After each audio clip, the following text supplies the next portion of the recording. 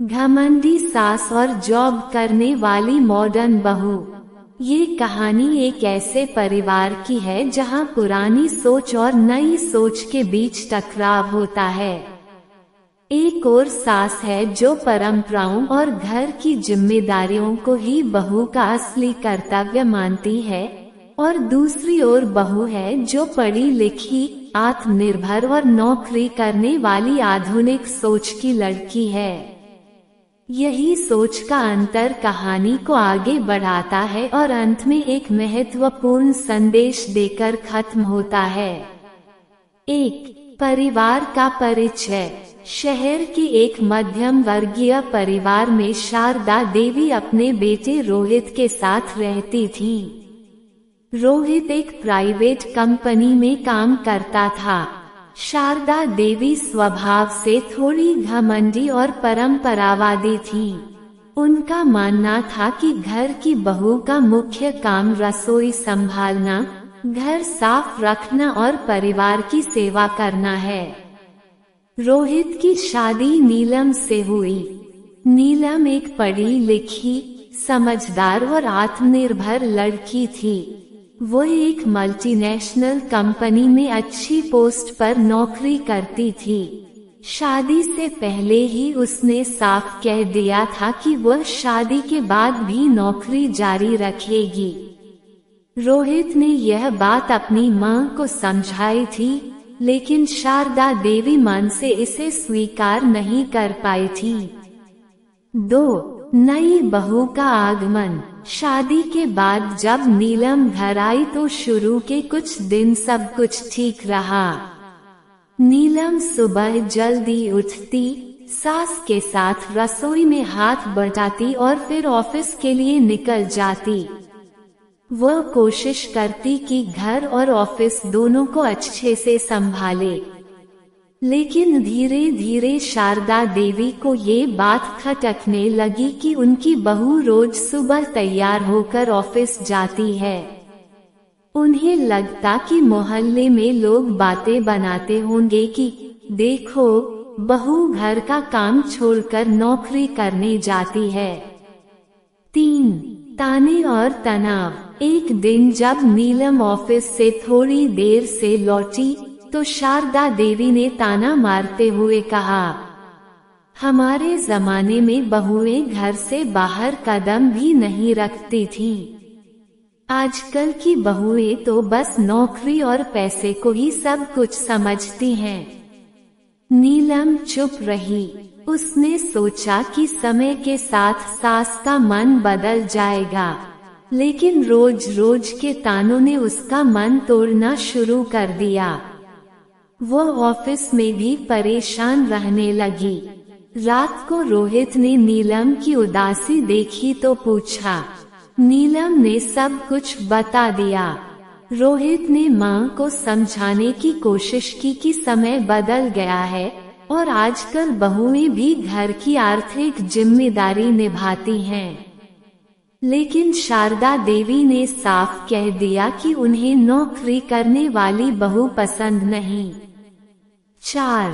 एक बड़ी परीक्षा। कुछ महीनों बाद रोहित की कंपनी में अचानक छंछनी हो गई और उसकी नौकरी चली गई। घर की आमदनी का एक बड़ा सहारा खत्म हो गया। रोहित बहुत परेशान हो गया। वह दिन रात नई नौकरी की तलाश में जुट गया, लेकिन तुरंत काम नहीं मिला। ऐसे में नीलम की सैलरी ही घर का सहारा बनी। उसने बिना किसी शिकायत के पूरे घर की जिम्मेदारी संभाली। घर का खर्च, बिजली पानी के बिल, दवाइयाँ, सब कुछ वह संभालने लगी। शारदा देवी यह सब देख रही थी, लेकिन उनका घमंड उन्हें खुलकर स्वीकार करने नहीं दे रहा था। 5.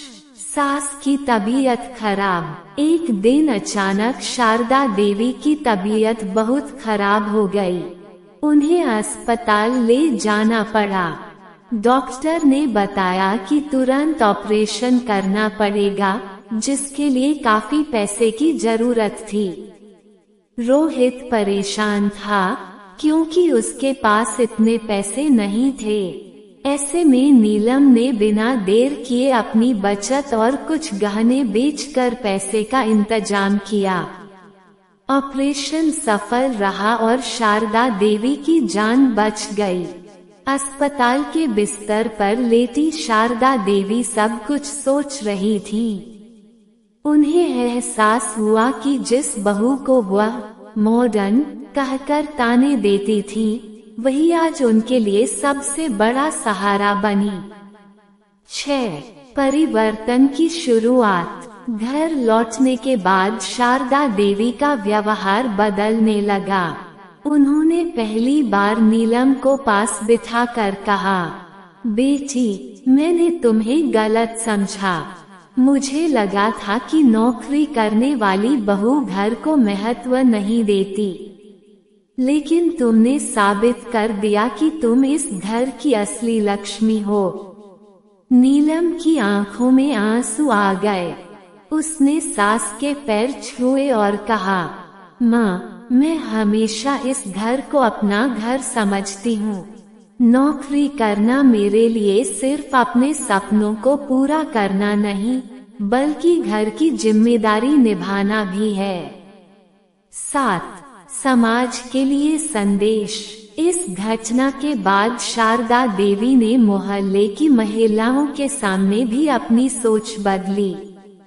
उन्होंने कहा, आज के समय में बहुएं पढ़ी लिखी हैं, काबिल हैं।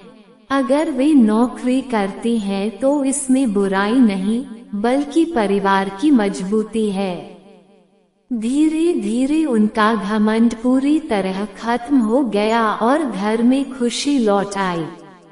रोहित को भी नई नौकरी मिल गई। अब घर में पहले से ज्यादा समझदारी और प्यार था। 8. कहानी का सार।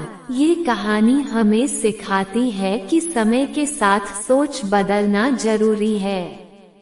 अगर हम पुरानी धारणाओं में ही बंधे रहेंगे तो रिश्तों में कड़वाहट आएगी। आधुनिक बहू का मतलब यह नहीं कि वह संस्कारहीन है, वह भी घर और परिवार के लिए उतनी ही समर्पित हो सकती है जितनी पहले की बहुएं होती थीं। आज के दौर में महिलाएं हर क्षेत्र में आगे बढ़ रही हैं। वे घर और बाहर दोनों जगह अपनी जिम्मेदारी निभा रही हैं। ऐसे में परिवार का सहयोग और विश्वास बहुत जरूरी है। 9. भावनात्मक निष्कर्ष। नीलम ने अपने धैर्य, समझदारी और प्यार से सास का दिल जीत लिया। अगर वह भी गुस्से में जवाब देती या घर छोड़कर चली जाती तो शायद परिवार टूट जाता, लेकिन उसने सहनशीलता और समझदारी से काम लिया। शारदा देवी ने भी अपनी गलती मानकर ये दिखा दिया कि उम्र चाहे कितनी भी हो, इंसान अगर चाहे तो अपनी सोच बदल सकता है। अंतिम संदेश। घर वही खुशहाल होता है जहाँ समझदारी और सम्मान हो। एक मॉडर्न बहू भी संस्कारी हो सकती है और एक परंपरावादी सास भी समय के साथ बदल सकती है। जरूरत है तो सिर्फ एक दूसरे को समझने और स्वीकार करने की।